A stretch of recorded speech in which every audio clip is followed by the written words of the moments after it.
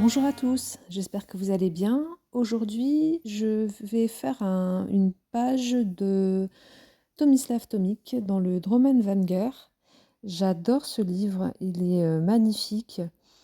C'est vraiment un univers fantasy qui fait voyager. Je trouve qu'il est vraiment extrêmement beau. Donc cette illustration que j'ai choisie, elle me fait penser aux enluminures du Moyen Âge. Donc je vais partir sur des coloris bleu roi. Je vais allier le bleu roi, le vert et faire quelque chose un peu doré à un moment donné pour faire ressortir ce bleu. Donc du coup, aujourd'hui, j'ai sorti des polychromos qui sont très agréables sur ce papier. Et voilà, donc je commence à mettre en couleur le fond. Donc l'idée, ça va être d'avoir des points de lumière dans le fond.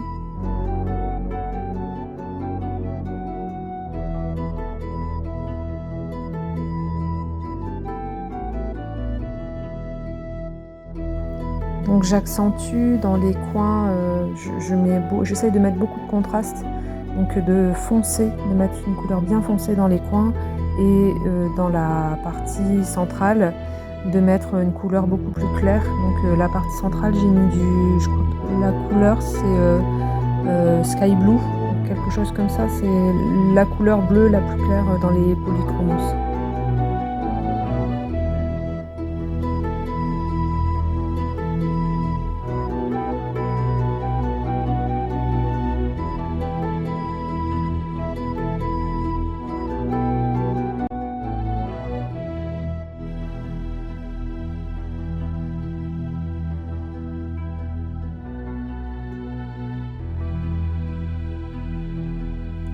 Donc c'est quelque chose d'assez répétitif, mais j'aime bien faire des choses répétitives par moment.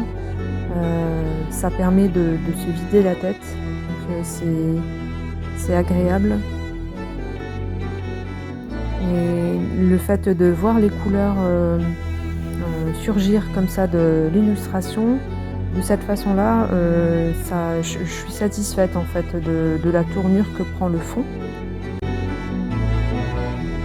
Je trouve que l'association de couleurs, ça correspond à ce que je souhaitais dès le départ. Donc, je suis contente.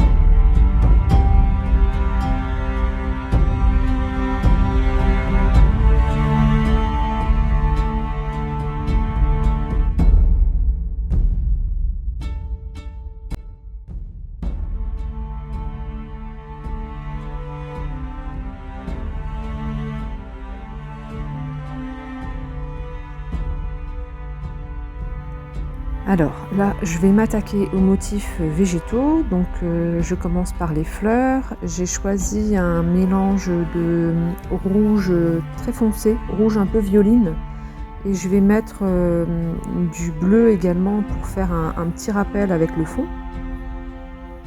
Et à ce moment-là en fait de la mise en couleur, ça commence mon projet commence à partir dans un sens inattendu. C'est-à-dire que dans ma tête, je voyais pas les fleurs de cette couleur-là. Donc ça part dans ce sens-là et c'est à ce moment dans les moments comme ça en fait où il faut que je lâche prise parce que sinon après j'arrive dans des situations où je prends plus plaisir à ce que je fais parce que je suis bloquée avec l'image de la mise en couleur que j'ai dans la tête et il y a un décalage du coup entre ce que j'ai dans la tête et ce qui sort sur le papier. Mais avec la pratique en fait, ça va de mieux en mieux et j'arrive à prendre du recul par rapport à ce phénomène-là. Et là, je trouve que ce qui ressort sur le papier, c'est intéressant. C'est pas la couleur que j'avais en tête à la base, mais je trouve que c'est intéressant, c'est pas mal en fait. Ça donnera une ambiance différente de ce que j'avais en tête.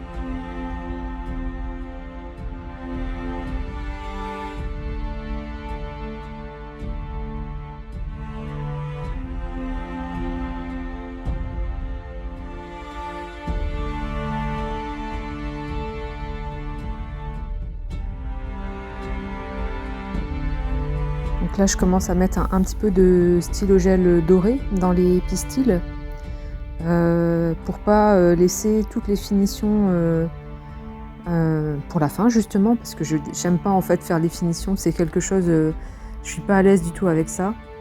Donc après j'enchaîne avec la mise en couleur des feuilles. Donc je pars sur un vert très contrasté avec quelque chose de très très très très sombre sur les bouts des feuilles et quelque chose de plus peps au niveau des points de lumière.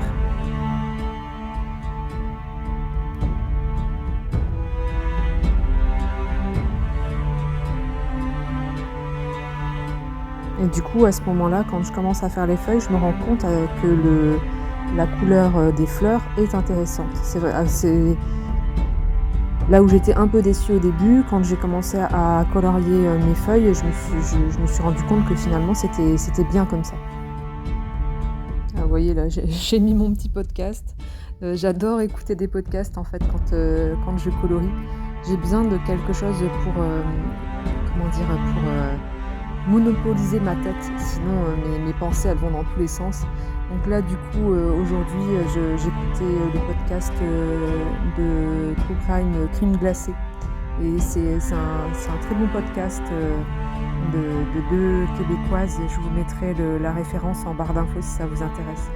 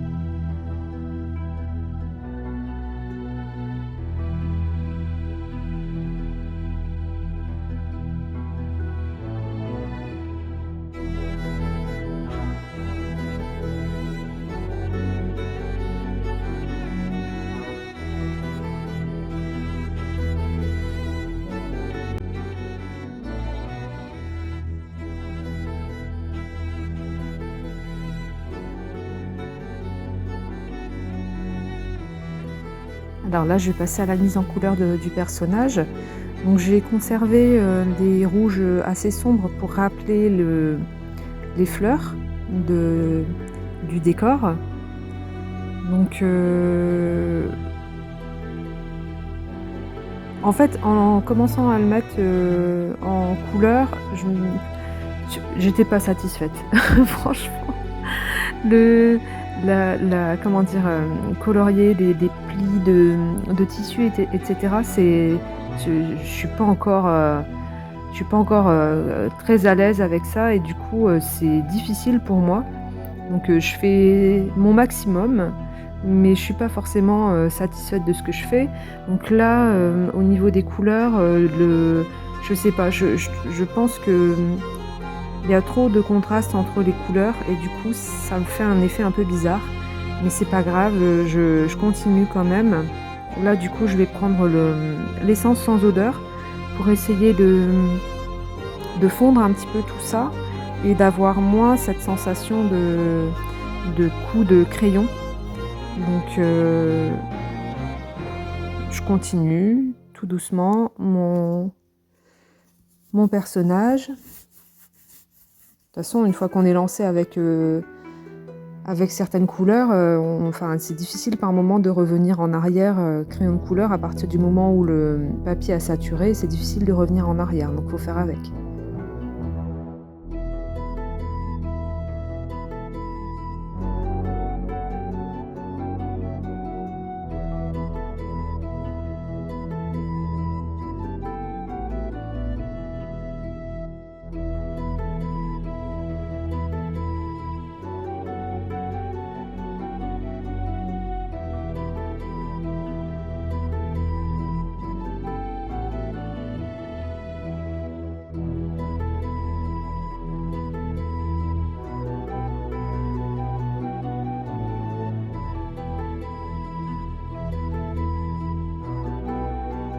Alors pour le fond, j'ai sorti, des Brutfuner Peau, j'en ai sorti 2, un vert, très, très clair et un vert, beaucoup plus foncé. Donc vous allez peut-être pas forcément bien le voir à l'écran parce que le vert est vraiment, subtil.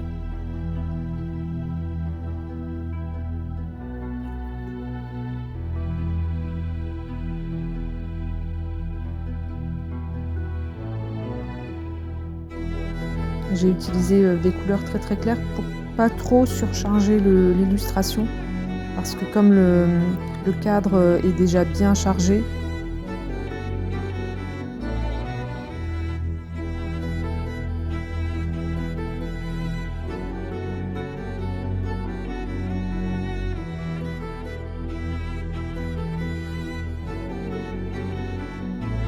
Donc là, je passe sur le bois. Donc pour le bois, j'ai utilisé du Derwent Drawing. Je me rappelle plus la couleur, mais c'est un bleu un peu bizarre et puis un bleu clair, grisâtre. Pour faire un effet un peu, pas bouleau, mais avec des couleurs un peu comme ça, un peu ternes pour, justement éviter d'avoir, trop de couleurs, qui ressortent. Et là, je passe au raisin. Donc là, du coup, j'ai utilisé des Pablo.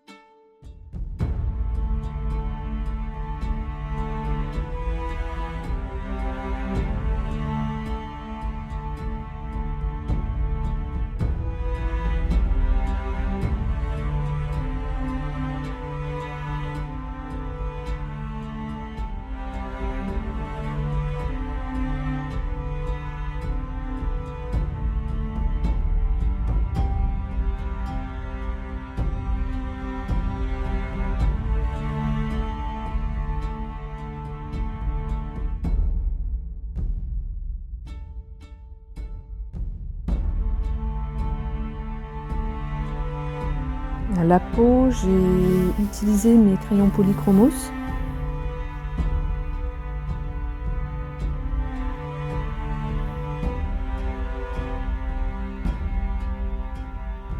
Généralement, j'utilise ceux-là pour faire la peau, heu, surtout quand je suis un petit peu paresseuse parce que j'ai les brutures peau, mais pour faire la peau avec ceux-là, dans ces cas-là, faut travailler un peu plus, pour apporter des nuances et tout. Quand je suis vraiment trop paresseuse, je prends les polychromos, j'en prends deux trois, paf, c'est fini.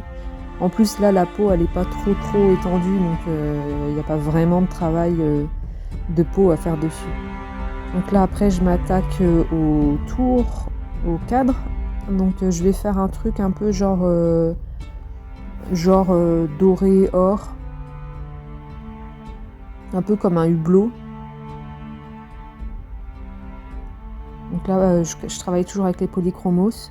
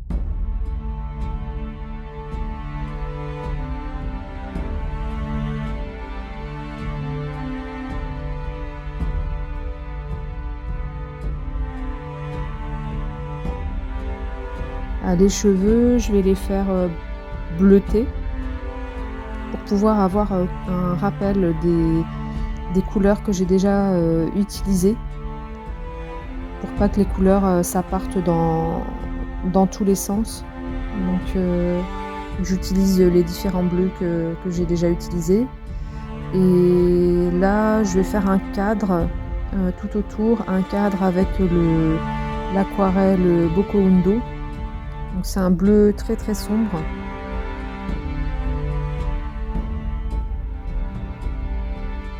J'aime beaucoup, cette aquarelle. Ça fait vraiment des effets, sympas, et les couleurs sont bien profondes, j'aime bien.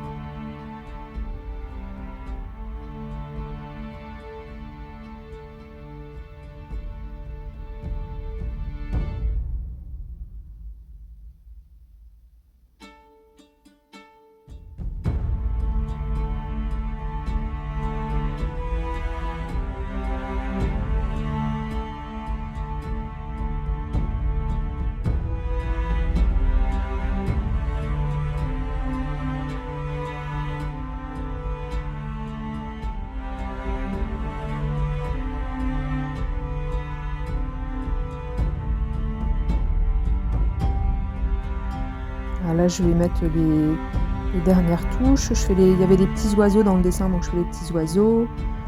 Je mets un peu de stylo gel.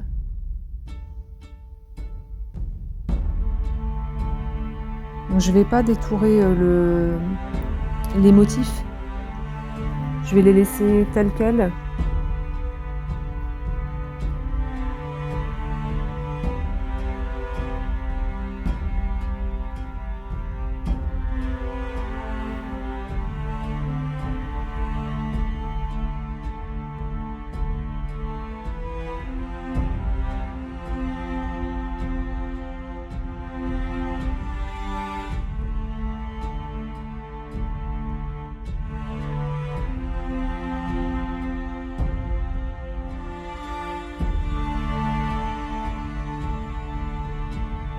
Donc voilà, donc là, la mise en couleur touche à sa fin. J'espère en tout cas que ça vous a plu, que ça va vous donner quelques idées, et puis que ça vous donnera surtout envie de sortir vos livres et vos crayons. En tout cas, moi j'ai passé un bon moment à faire cette page. Donc, bah, écoutez, je vous dis à bientôt et je vous fais des bisous.